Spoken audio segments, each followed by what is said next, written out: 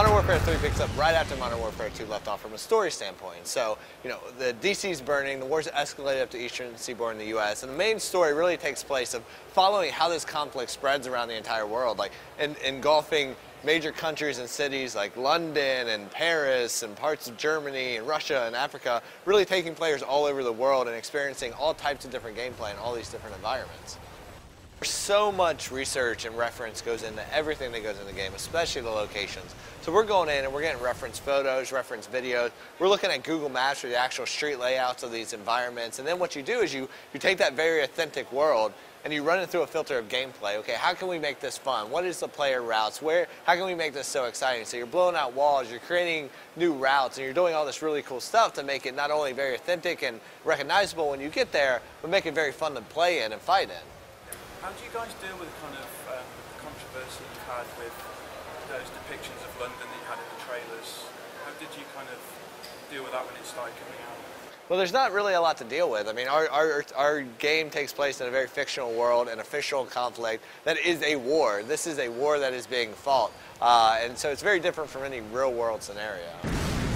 There are a lot of new characters this time around because at the end of Modern Warfare 2, Task Force 141, our previous heroes, are either dead or on the run. So a big part of the story is tying up what happened to them, how do they play in this global conflict.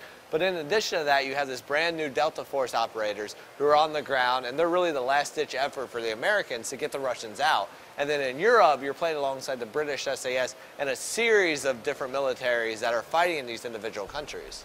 So we're still focused on that SAS Marines kind of duality then, those two sides? A lot of it is that, but then also you have this third element of what happened to Task Force 141. So these three factors really play into the overall conflict. Spec Ops we introduced in Modern Warfare 2 and it was awesome. There's so much great stuff we did there, but there's so much more that we wanted to do. And this time around, we're blowing it out in an all new way. First off, we're bringing in matchmaking, progressive ranking, leaderboards, allowing you to compete in all new ways. But then we also have a brand new mode in Spec Ops called Spec Ops Survival Mode. Spec Ops Survival is infinite waves of enemies, of AI enemies that keep coming, keep getting more difficult, and then we're bringing even more stuff from multiplayer like kill streaks, customized weapons, gear, perks, all this stuff that allows you to now play with those experiences in a co-op environment and allow you to change your tactic on the fly as the enemy's changing up theirs. Well, there is a star rating for missions and stuff, but how you unlock things is very different now because you have progressive ranking. So as you're playing and you're getting XP and you're ranking up your Spec Ops rank, you're unlocking new things available in the armories and survival, you're unlocking new attachments, new equipment, you're also unlocking new missions that you can play later on. Okay. How about in terms of kind of crossover stuff between modes? Is there any of that going on? Because usually in Modern Warfare 2 the modes were quite compartmentalised. Right. Is there any kind of crossover, like if you do something in Spec Ops it unlocks in single player and vice versa? Nothing like that. There may be some things, but overall they're very different modes. And that's what they're designed to be, is very different experiences. You have the very cinematic experience with single player, you have the, the chaotic multiplayer experience, and then you have Spec Ops that really brings the best of both worlds in there. There are a ton of new weapons in Modern Warfare 3, especially in multiplayer in every category of weapons. There's so much new stuff. I mean, some of the coolest stuff that we've added is like the XM25 that you've seen in single player demos. That's actually an experimental weapon that's only being used by Delta Force operators. So what it does is it allows you to laze a target like a concrete barrier or a wall and fire that round above the target, and it will program the explosive to blow up 1 meter past that distance, which is great for taking out guys who won't remove from cover.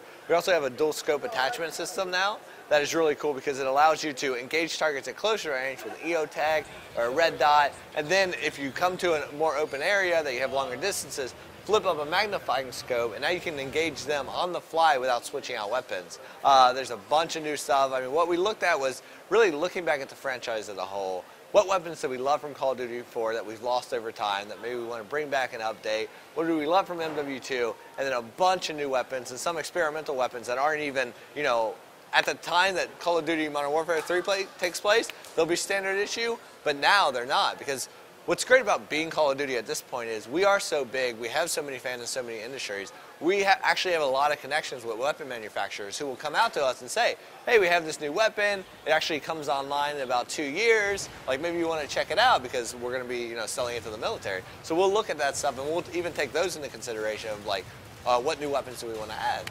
So do you guys have like days on the firing range or something to get the feel of the weapons right and things like that? Definitely. I mean, getting hands-on time with the gear and the weapons and everything that we have in the game is extremely essential because you can look at a picture of a weapon and you can know what it looks like. You have you can see the stats and you get the basic understanding of how it operates.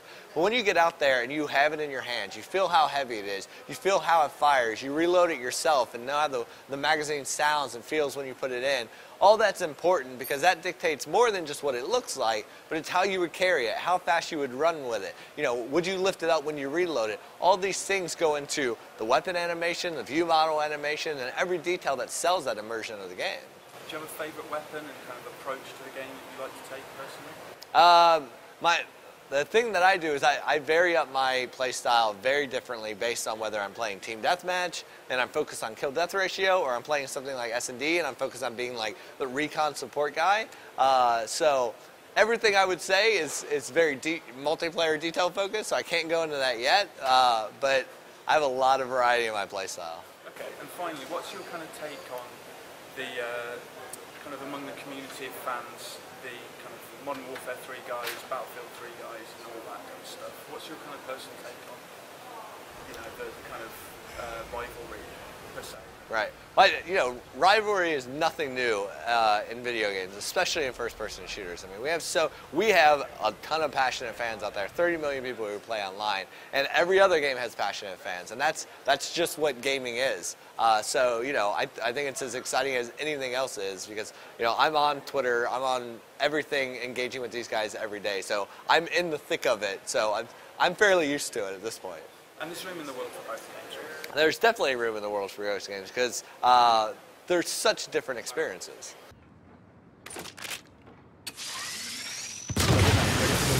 Call of Duty Modern Warfare 3 comes out November 8th, 2011.